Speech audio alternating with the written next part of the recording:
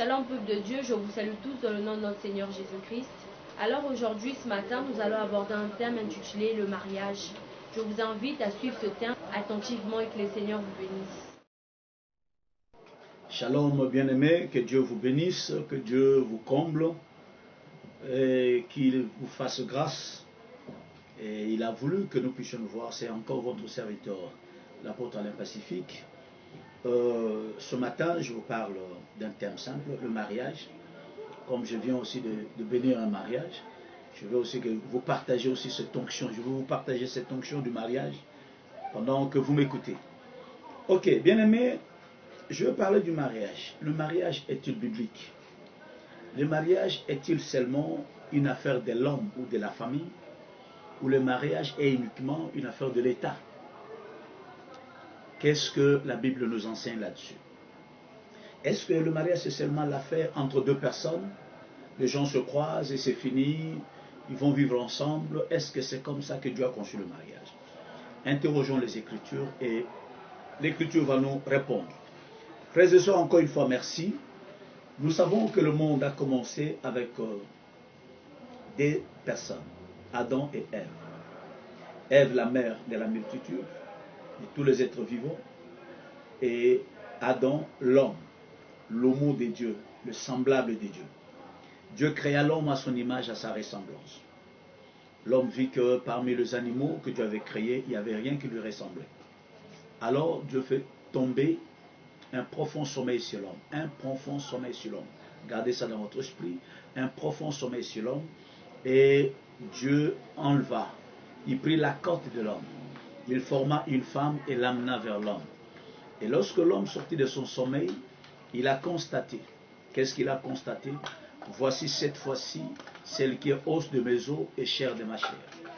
Voilà comment ça a commencé. Et Dieu le bénit, dit, soyez féconds, multipliez-vous. Je commence d'abord par vous montrer que le mariage est spirituel d'abord. Le mariage est d'abord spirituel. Ce n'est pas d'abord une affaire sentimentale ou l'affaire de l'homme et de la femme, non. C'est d'abord quelque chose que Dieu a conçu. Je veux que cela soit clair. Le mariage est d'abord spirituel. Pourquoi? Parce que c'est Dieu qui en est l'auteur. Et que dans votre esprit, vous compreniez que c'est Dieu qui est l'auteur du mariage. Je ne suis pas dans le concept de l'évolution, mais moi je crois à la création. Parce que l'évolution a des limites. Le défenseur de cette thèse-là, il s'arrête en cours de route parce qu'il ne sait plus quoi expliquer. Je vais dire quelque chose ici dans Genèse chapitre 2 pour que nous comprenions l'origine de l'homme et de la femme et du mariage, comme je viens de le dire. Ok.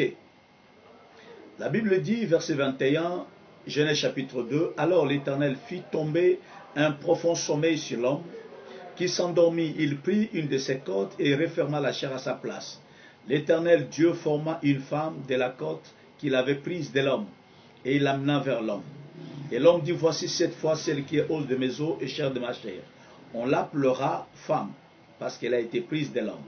C'est pourquoi l'homme quittera son père et sa mère, s'attachera à sa femme, et ils deviendront une seule chair. Alors, bien-aimés, voilà l'origine du mariage. Dieu est l'auteur du mariage. Toute personne qui exclut Dieu du mariage, il va en contradiction. Aujourd'hui, on veut dépouiller Dieu de tous ses prérogatives. On prend tout. On récupère l'homme, on récupère la forêt, on récupère les eaux, on récupère l'air, on récupère tout. On veut dépouiller Dieu. On veut déposséder Dieu de sa création. Et là encore, on veut voler à Dieu la primauté du mariage. On dit non, Dieu n'est pas dans l'affaire du mariage. C'est la coutume qui est plus importante. C'est-à-dire, si je vais chez le parent, c'est suffisant. Dieu n'est pas là-dedans. Messieurs, vous vous trompez à 1000%. Non, si je vais chez l'État, on s'attend d'eux, comme c'est en Europe le cas. Donc on va s'attendre à deux. Les parents ne sont pas là. Personne n'est là. Nous à deux, on va déjà devant l'officier maire et il nous marie, nous sommes à 2 là, c'est terminé. Les parents n'ont rien là-dedans. Vous vous trompez à 2000%. Et on peut dire l'église, ce n'est pas l'affaire de l'église. Lorsqu'on a déjà fait là-bas, l'église, ce n'est pas important. Vous vous trompez à 3000%. Frères et sœurs, replaçons les choses dans leur contexte. Qui a institué le mariage? Et pourquoi toi, tu veux dépouiller Dieu de ses prérogatives dans le mariage? Donc pour toi, Dieu n'a rien à dire à ce qui concerne le mariage. Voilà pourquoi les gens vont se casser les nez. Voilà pourquoi ça ne marche pas.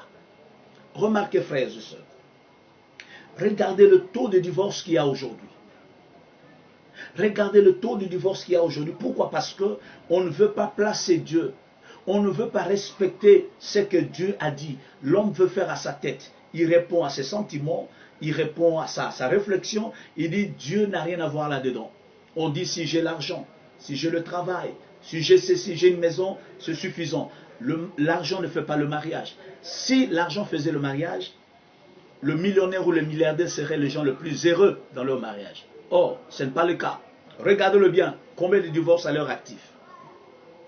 On dit si on va chez l'État, c'est suffisant. Dieu n'est pas là-dedans. Regardez très bien combien de divorces. On va chez l'État et on est marié, on repart chez l'État, on divorce. Frères et sœurs, d'abord pour avoir un bon mariage, d'abord je commence par dire que le mariage c'est Dieu qui l'a institué. Et pour choisir une femme, je commence d'abord par l'homme, pour choisir une femme, il faut d'abord mourir, il faut d'abord s'endormir. Si ce sont tes yeux qui te choisissent ta femme, alors vous pouvez être heureux pour un temps, mais vous ne serez pas heureux tout le temps. Pourquoi Dieu a fait tomber un profond sommeil sur l'homme? Pourquoi? Parce qu'il ne voulait pas que la femme soit le fruit de la convoitise, le fruit de la séduction. Que ce ne soit pas que non, c'est la femme qui a séduit l'homme, ou bien l'homme a été charmé par la femme, quelque chose comme ça, et c'est ça qui les a unis. Dieu veut être l'auteur, parce que celui qui connaît ton cœur est celui qui connaît le cœur de la femme. Il sait que votre union sera durable, il sait que vous vivrez longtemps, il sait que votre union ne sera pas un calvaire, ça ne sera pas une union de souffrance, ça ne va pas être non, une année après, l'homme s'en va ou la femme reste, ou la femme meurt, l'homme reste, ou quelque chose de comme ça. Mais lorsque Dieu nous unit, nous vivons heureux et longtemps, comme Abraham et Sarah, comme Isaac et Rebecca, et comme Léa et notre bien-aimé Jacob. Bien-aimé, pour trouver une femme, il faut d'abord mourir. Mourir, ça veut dire quoi? Vous devez dépasser le niveau du sentiment qui est purement humain. Non, la femme parle bien français, la femme parle bien anglais, la femme a tel document, la femme a tel diplôme, elle a de papier ou quelque chose de comme ça. Ça, c'est flou, toutes ces histoires. Ce n'est pas ça qui fait le mariage. La femme est la fille d'eux. L'homme est l'enfant d'eux. Ce n'est pas ça, bien-aimé. C'est Dieu qui fait du mariage un mariage heureux. Le mariage ne doit pas être... On doit chercher de profit. Non, je vais chercher la fille d'eux. Comme ça, je veux bénéficier. La femme là travaille, comme ça elle va m'aider. L'homme là est ceci. Non, ça ce n'est pas du mariage. Ça, c'est une escroquerie. Et c'est pourquoi ça finit toujours très mal. Non, je vais prendre cette femme pour avoir du papier. Je vais accepter cet homme pour avoir du papier. Et après, qu'est-ce qui va arriver? Tu ne peux pas faire de ta vie un brouillon. Parce que dans la vie, il n'y a pas la phase de brouillon et la phase de vraie copie. Un jour, 2 ans dans ta vie, tout ce que tu fais, ça fait partie de ta vie. Alors ne fais jamais rien en attendant ou en brouillon. Pour trouver une femme, il faut d'abord s'endormir, il faut mourir en soi. Voilà Adam, Dieu a fait tomber dans un profond sommeil. Et vous remarquerez Christ à la croix, lui aussi s'est endormi. Et lorsqu'il s'est endormi, qu'est-ce qui est sorti de son côté? L'eau, le sang et l'esprit a rendu témoignage. Or l'eau, le sang et l'esprit, c'est la composition de l'épouse. Voilà pourquoi l'épouse appelée Église n'abandonnera jamais son époux. Parce que quoi? Parce que son époux est un époux de sang. Comme la femme de Moïse a appelé Moïse l'époux de sang. Ton époux doit être un époux de sang. Pour que vous ayez un mariage heureux, même s'il y aura le haut et le bas, mais vous tiendrez comme Moïse a tenu. Alors, pour choisir une femme, il faut d'abord s'endormir. Il faut que Dieu t'endorme. Il faut que les passions, il faut que la chair se calme. Il faut que les envies se calment pour que Dieu parle. Pour que Dieu te dise, voilà ta femme. Et c'est Dieu qui amena Ève vers Adam. Adam n'a fait que constater, Dieu t'amènera ta femme, ma soeur, Dieu t'amènera ton mari. Laisse Dieu agir. Mais quand tu t'en vas, non, je vais le séduire, je vais m'habiller comme ça, je vais me comporter comme ça, je vais le piéger comme ça pour qu'on se retrouve comme ça, Dieu va le faire. Mais laisse-moi te dire, celui qui sème le vent moissonne la tempête. Le commencement, vous aviez commencé comment? Tu as piégé cet homme. Ce n'est pas du vrai amour. Vous êtes piégé. Ce n'est pas du vrai amour. Et à la fin, ça ne sera pas bien. Vous mettez votre homme, mais vous remarquerez que non, ça grippe. Il faut que tu t'endormes. Il faut que tu t'en remettes à Dieu. Tu dis à Dieu, Seigneur, je veux vraiment que tu me trouves la femme de ma vie. Et que toi, la femme, tu dis, Seigneur, fais-moi rencontrer l'homme de ma vie. Et puis Dieu pose des questions à Dieu. Ce n'est pas simplement le premier venu, oh non, parce qu'il a des trousseaux de clés, parce qu'il a 2 téléphones, 3 téléphones, parce qu'il a une belle bagnole, c'est l'homme de ma vie. Non, ça c'est de l'opportunisme. Ça, c'est la chair. Un enfant de Dieu répare toujours devant Dieu. Alors voilà, Dieu fait endormir Adam. Il amène la femme vers Adam. Adam a constaté, il dit, voici cette fois-ci l'os de mes os et chair de ma chair. Malgré tout ce qui s'est passé, ils sont restés unis. Ça, c'est la première partie pour vous montrer que le mariage vient de Dieu. Deuxième élément. Nous arrivons à Abraham. Abraham voulait choisir une femme pour son fils. Il n'a pas dit il y a de belles femmes ici. Frères et sœurs, encore une fois, le critère du mariage, ce n'est pas d'abord la beauté. Vous voyez seulement la beauté. Combien de belles femmes sont dans la rue? Combien de beaux hommes sont dans la rue? Il faut dépasser. Je ne néglige pas cet aspect. Mais je dis, ça ne doit pas être seulement ça. Il y a l'extérieur, il y a l'intérieur. Et Abraham, comme un homme de foi, Abraham, comme un homme spirituel, ne voyait pas seulement la beauté des Cananéennes, mais Abraham voyait le cœur. Mais regarde aujourd'hui, et les hommes sont tombés dans ce piège. Ils voient une femme en jean, en collant, il dit, ah non, ça c'est vraiment la femme. Et il est dans tous ses états, il tombe dans le piège, ne sachant même pas que non, il est tombé dans le piège. L'ennemi t'a eu. Comment tu as aimé cette femme? Tu l'as aimée parce que tu as vu son corps, parce qu'elle est habillée en jean, collant, tout ça, c'est ce qui t'a attiré. Et je te dis que ça va s'arrêter en cours de route. Pourquoi? Parce que c'est une mauvaise base. Vous êtes parti sur une séduction, vous êtes parti sur quelque chose qui n'est pas spirituel. Ce n'est pas spirituel, ce n'est pas scripturel. Pourquoi? Parce qu'il y a seulement des sentiments charnels. Dieu n'est pas dans cette histoire. Regarde bien, revois bien comment vous êtes rencontrés. Qu'est-ce qui t'avait attiré chez cette femme? C'est l'envie. Elle t'a séduit d'une manière charnelle et tu es tombé dans le panneau. À cause de ça, frère, même nous, le pasteur, même ceux qui prêchent sont tombés dans le panneau. Le pasteur veut avoir la plus belle femme de l'église. Il va tomber sur une Jézabel et après demain, ça cause de problèmes. Après, on dit non, Dieu m'avait dit. Après, non, Dieu n'avait pas dit et ça devient de tralala. Pourquoi? Parce qu'on ne veut pas mourir. Parce que tu réagis au sentiment, tu réagis à une action de la vue. Tu n'es pas mort, tu n'as pas vu comme Dieu voulait que tu vois. Mon frère, tu es emporté. Un enfant de Dieu ne se laisse pas séduire facilement comme ça. Un enfant de Dieu ne se laisse pas entraîner parce que tu as vu le sein, parce que tu as vu le corps, tu as vu ceci, sa forme. Non, ce n'est pas ça qui attire un homme spirituel. Un homme spirituel est attiré d'abord par l'intérieur. L'esprit doux et calme qui est d'un grand prix devant Dieu. À cause de ses envies, le Jézabel ont pris de pasteurs en otage. Des Jézabel ont pris contrôle des églises. Vous voyez, maman pasteur, vous avez l'impression que vous avez affaire à une démon. Mais c'est la femme de l'homme de Dieu. Regardez-moi ça. Abraham dit non, pas comme ça. Tu ne prendras pas une Cananéenne. Tu iras chez nous. Là-bas, tu prendras. Et le serviteur dit, est-ce que je dois amener ton fils? Il dit, non, non, non, je ne veux pas que lui aussi soit séduit. Je ne veux pas aussi que ça soit une rencontre entre eux, l'histoire de coup de foudre. Parce qu'on dit toujours coup de foudre, coup de foudre. Mais tu vas mourir si c'est le coup de foudre. Il dit, je ne veux pas que ça soit une histoire de coup de foudre, mais je veux que ça soit un amour de l'âme. Quelque chose que tu sens au-dedans de toi que non, ça c'est Dieu. Tu poses des questions à Dieu sans passion, sans précipitation, et Dieu te convainc que c'est ça. Alors bien aimé, voilà là où nous devons arriver. Et cet homme est parti sans Isaac, sans Abraham, il est allé seulement avec Dieu. Et lorsqu'il arrive au puits, nous sommes là dans Genèse 24, bien aimé, ce monsieur a commencé à prier. Voilà comment on procède pour retrouver la femme de sa vie. Prie d'abord. Qu'est-ce que cet homme dit? Dieu de mon maître Abraham, manifeste ta miséricorde. Voilà, je me retrouve à la source. Les filles vont venir. Seigneur, fais ceci. Celle qui fera ça, ça, ça, ça, qu'elle soit la femme que tu as destinée pour ton serviteur. Voilà une complicité entre l'homme et Dieu pour le choix.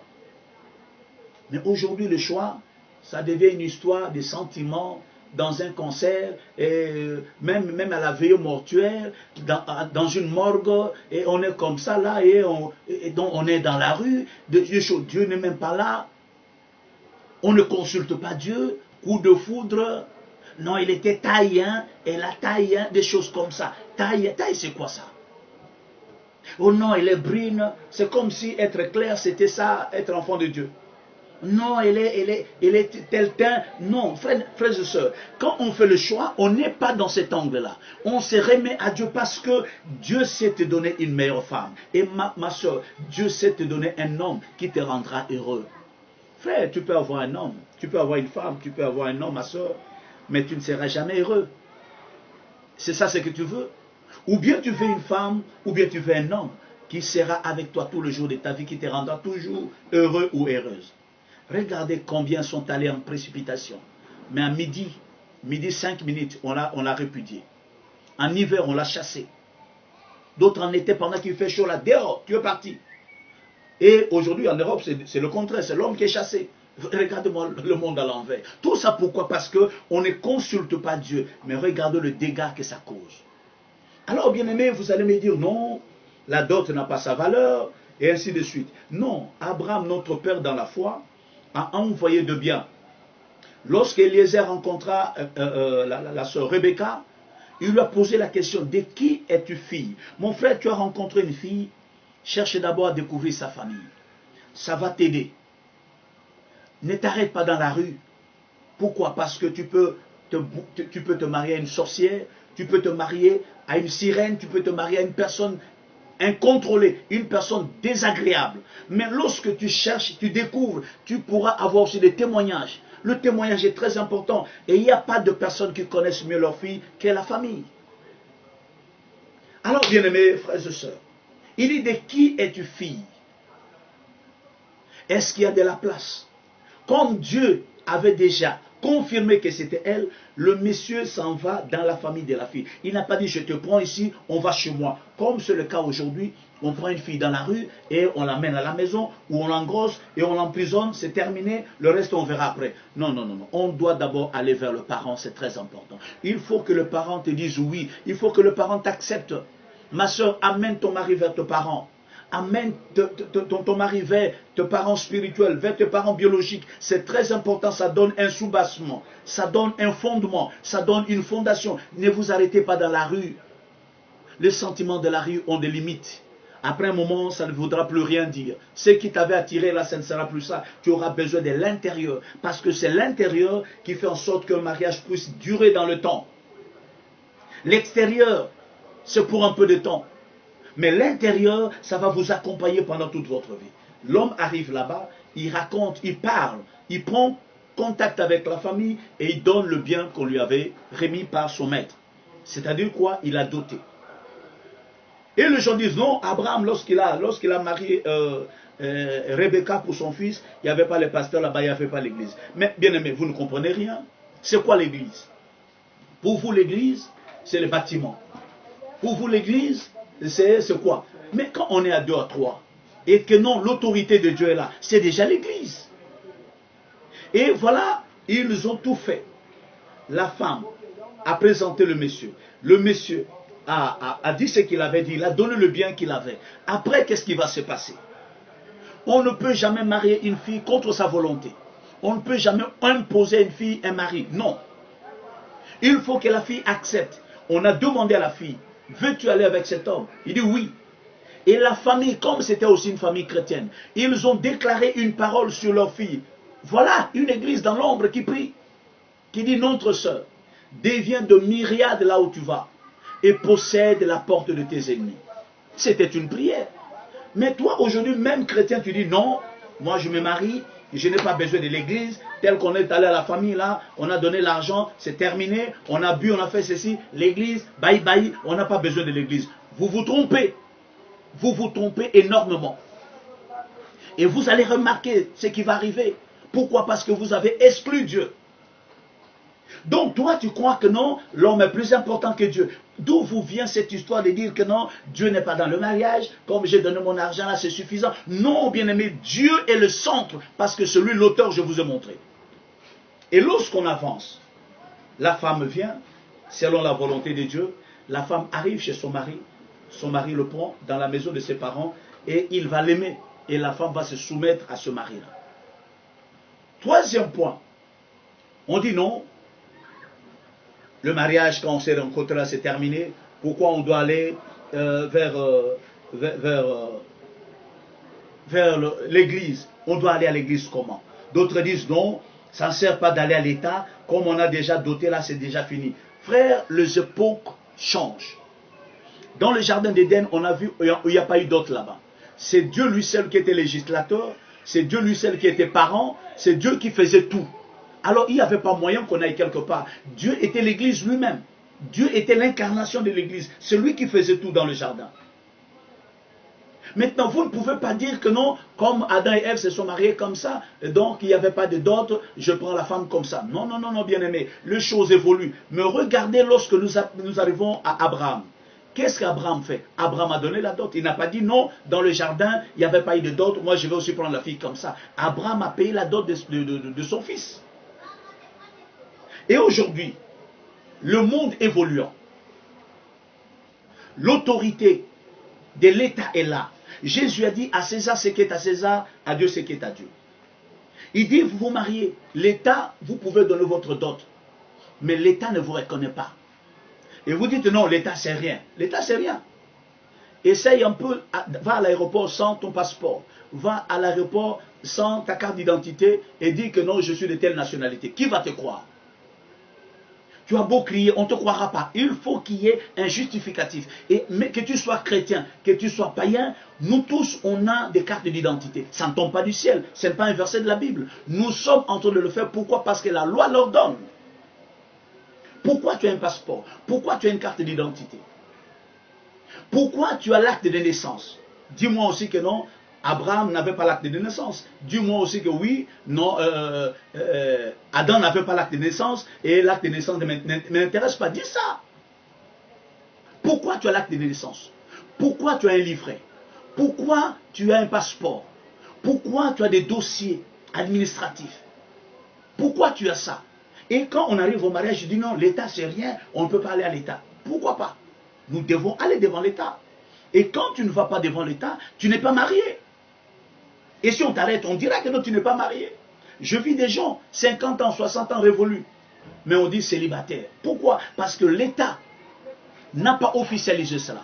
Et c'est important que nous, les enfants de Dieu, nous devons obéir parce que ce n'est pas une loi discriminatoire. Ça nous responsabilise. Il n'y a rien de mal en cela. Et un chrétien doit aller.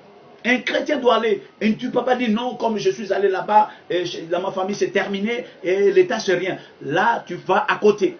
Il faut l'État. C'est important. Jésus a dit à César ce qui est à César, à Dieu ce qui est à Dieu.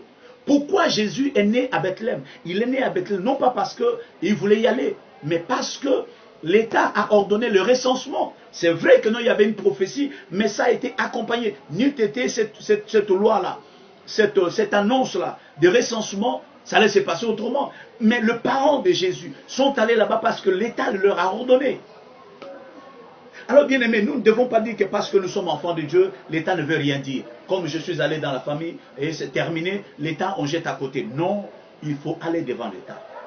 Et pour terminer, on dit non, Dieu, l'Église, on ne peut pas aller à l'Église. Est-ce que du temps de Jésus, est-ce qu'il y avait l'Église? Mais quand vous comparez le temps de Jésus, est-ce que le temps de Jésus là, est-ce que l'Église était déjà là? Comment vous voulez comparer l'incomparable? Au temps de Jésus, il y avait quoi? Il n'y avait pas encore l'Église. L'Église est née à la Pentecôte. La famille de Dieu de la Nouvelle Alliance est née à la Pentecôte. Comment vous voulez faire ça comme ça? Mais dans l'ombre, vous voyez déjà que non, il y en avait déjà dans l'ombre. La procédure. Comment ça s'est passé? Pourquoi Abraham dit dans ma famille?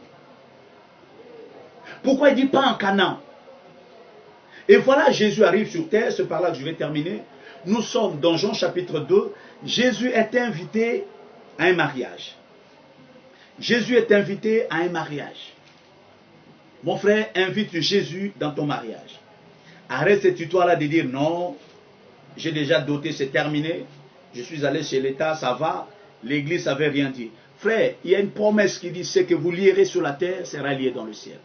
Et ce que vous délierez sera délié. L'autorité que Dieu a donnée à l'Église est irremplaçable. Ne vous y trompez pas. Si vous croyez à la coutume, vous croyez beaucoup plus à l'autorité parentale, vous croyez seulement à l'État et vous négligez l'Église, vous êtes en train d'enlever l'essentiel, vous laissez le superflu. Qui est l'auteur du mariage? C'est Jésus lui-même. On l'a invité au mariage et il s'est amené. Nous sommes dans Jean chapitre 2. Il est dit, 3 jours après, il y eut des noces à Cana en Galilée. La mère de Jésus était là. Et Jésus fut aussi invité aux noces avec ses disciples. Jésus a été invité dans ce mariage-là. Je confirme et je vais insister pour les enfants de Dieu. Le mariage ne mariage que lorsque Jésus est invité au milieu. Lorsqu'il déclare quelque chose. Sans cela, vous vous débrouillez. Et il n'y a rien de différent avec ce que toi tu fais, avec ce que les païens font, avec tout ce que le monde fait. Enfants de Dieu, écoutez-moi très bien. Le mariage ne mariage que lorsque Jésus-Christ s'y trouve. Si tu exclus ça, c'est vrai, tu as dit, tu es à l'État, tu es allé à la famille, mais il y a quelque chose que tu as négligé. Dieu, l'auteur du mariage. Jésus a été invité. Pourquoi on a invité Jésus? Ce n'est pas par hasard. C'était son premier miracle sur terre. La noce de Cana. C'était lors d'un mariage. On a invité Jésus. Le pou, la tête de l'église était là. Le chef suprême de l'église était là. On l'a invité avec ses disciples. Jésus et ses disciples. Jésus et ses disciples étaient là. La famille biologique était là, mais Jésus et ses disciples étaient là. Ils ont leur vin, mais Jésus a apporté son vin. On ne mélange pas le vin. La famille a bu son vin et le vin a manqué. Mais Jésus et ses disciples étaient là. Jésus a apporté son vin. On n'a pas mélangé le vin. Quand le vin terminé, Jésus a apporté son vin. Mais quel est le vin le meilleur qui était là? C'était le vin de Jésus. Jésus était invité à cette fête. Voilà l'église. Jésus a apporté le vin. Le vin a manqué et Jésus leur a servi le vin. Et c'est quoi le vin? Le vin, c'est la révélation de la parole. Le vin, c'est le Saint-Esprit. Le vin, c'est la révélation de la parole. Ça stimule. Ça donne la joie. C'est ce qui donne le sens à la fête du mariage. La parole de Dieu. Il faut boire du vin. Il faut être dans la joie. Il faut être emporté. Il faut être dans l'exaltation. Il faut être dans la joie. La parole de Dieu doit être prêchée pour sceller. Jésus a porté le vin. Mais ton mariage, il n'y a pas le vin. Vous avez bu de mauvais vin. Mais le vrai vin, vous vous êtes abstenu du bon vin. Le vin de Jésus doit être bu dans ton mariage. Le vin de Jésus, le vin nouveau, le bon vin qui vient en dernier lieu. Voilà pourquoi, bien-aimé, un enfant de Dieu, après avoir été chez le parent, après avoir été chez l'État, doit honorer Dieu. Pourquoi? Parce qu'il restitue à Dieu l'autorité du mariage. Le vin de Jésus doit être bu dans ton mariage. Il est l'invité principal. C'est lui qui change toute la donne. C'est lui qui redonne la joie. C'est Jésus qui donne le sens au mariage. Ce n'est pas seulement le parent ou l'État. C'est Jésus qui donne le sens. Quand il est là, il est le socle. Quand il est le fondement, bien aimé, votre mariage est assuré. C'est-à-dire quoi? Même si le vent souffle. Mais parce que, frère, les tempêtes de la vie viendront. La beauté là, elle est vaine. La grâce est trompeuse. Mais à un moment, la tempête va souffler. À un moment, les choses vont aller autrement. Mais qui sera là pour vous défendre? Vous avez placé votre mariage sur quel socle? Votre mariage est installé sur quel socle? Vous avez exclu Dieu. Vous avez reconnu seulement le parent, je dirais quoi, le parent naturel.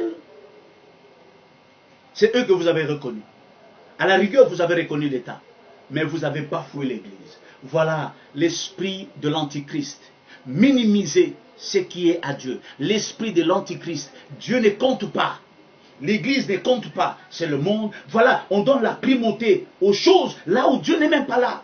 C'est là où on donne la valeur. Mais là où il y a Dieu, là où Dieu doit être glorifié, au lieu que vous, les enfants de Dieu, vous glorifiez Dieu, donc vous contribuez à mépriser Dieu. C'est-à-dire quoi? Vous rejoignez même le païen, parce que le païen n'a pas besoin d'église. Et toi, enfant de Dieu, toi aussi tu n'as pas besoin de l'église. Tu dis, mon mariage, je n'ai pas besoin de Dieu. Je n'ai pas besoin qu'on prêche, je n'ai pas besoin d'un pasteur, ça suffit.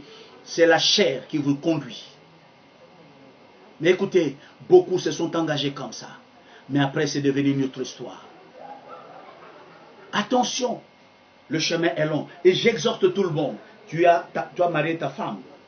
Tu es allé à l'État. Tu es allé à la famille. Je t'ai dit, pense à Dieu. Demande à un homme de Dieu de vous bénir. C'est très important. Tu n'as pas encore marié ta femme chez le parent. Vas-y. Va l'honorer. C'est très important. Ne dis pas je suis allé à l'État. La famille, ça ne veut rien dire. Non, va voir le parent. Et si tu es allé à l'église, tu es gelé sur le parent, l'État a sa place. Parce qu'un jour, tu diras c'est mon épouse, l'État va te demander où est l'acte de mariage. Qu'est-ce que tu vas dire? Et tu diras c'est le diable. Non, ce n'est pas le diable. Dieu reconnaît l'ordre dans ce monde. Alors, bien-aimés, frères et sœurs, le mariage vient de Dieu. Il est l'auteur du mariage. Et le mariage doit être célébré parmi les saints. Nous reconnaissons la famille, nous reconnaissons l'État, mais on ne doit pas abandonner l'Église. L'Église, Dieu, qui est représenté par son Église sur terre, par sa parole puissante qui est le vin, doit être bu dans ton mariage. Et Christ doit être invité parce qu'il est l'invité principal. C'est lui qui donne le sens à un mariage. Pourquoi? Parce que ce que nous faisons sur terre, ce n'est que l'ombre de la réalité. La réalité, c'est quoi? C'est Christ et l'Église.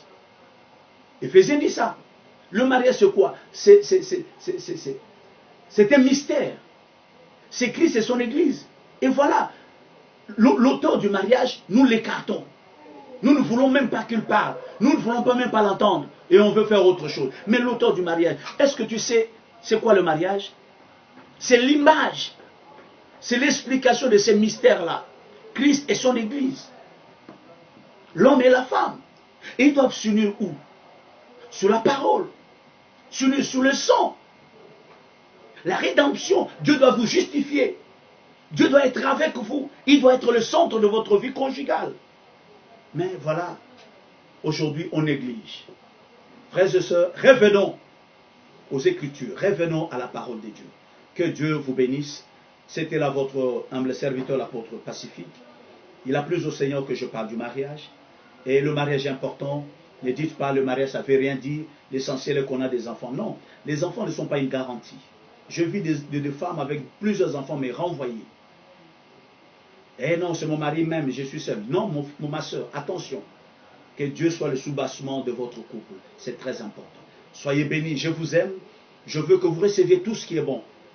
Des fois, on est poignant. Pourquoi? Parce qu'on ne veut pas que l'ennemi s'infiltre pour vous assommer des coups, pour que vous viviez le revers de la médaille. C'est pourquoi, des fois, on est agressif pour vous dire ce que vous devrez faire. N'écoutez pas le sifflement du serpent. Il vous induit en erreur. Aujourd'hui, peut-être pas, mais après quelque temps, vous allez hurler, vous allez pleurer. Et vous comprendrez, c'est parce que vous avez négligé Dieu, vous avez mis Dieu de côté. Dans votre mariage, qui est au centre? Vous dites non, on est des enfants de Dieu, ça suffit. Non. Votre union est sur quelle base? C'est ça la question que je pose. Votre union est là, quelle base? C'est la dot? C'est ça le soubassement? Mais on ne construit pas une famille sur ça. Il faut que Dieu parle. C'est Dieu qui a dit, soyez féconds. C'est Dieu qui a amené la femme vers l'homme. Mais ne faites pas ce que le monde vous pousse à faire. Revenez à la parole de Dieu. Et que la grâce de Dieu vous soit multipliée au nom de Jésus. Amen. Alors, je vais prier pour chaque famille, vous qui êtes là, que la grâce de Dieu soit dans votre couple. Je vais prier. Seigneur, tu connais la forme du couple de mon frère, de ma soeur. Je veux, Seigneur, qu'ils vivent tout ce qu'il y a de bon et de meilleur dans ce monde. Aide-le à revenir aux fondamentaux. Aide-le à revenir à la parole. Aide-le à faire ce que toi tu as dit. Bénis-le richement, stabilise-le, que l'ennemi n'ait pas par où entrer pour le déstabiliser dans le jour à venir. Je prie et je le recommande entre tes mains. Dans le nom de Jésus, nous avons supplié. Donne-leur des enfants, qu'ils soient heureux, qu'ils vivent longtemps et qu'ils voient leurs enfants, les enfants de leurs enfants, et que leur famille soit protégée par toi. Dans le nom de Jésus, nous avons supplié. Amen. Waouh, ce message a été très touchant, très puissant. Alors, tout comme moi, si ce message vous a touché, n'hésitez pas de nous écrire, de commenter surtout. Sentez-vous à l'aise et que l'Éternel vous bénisse.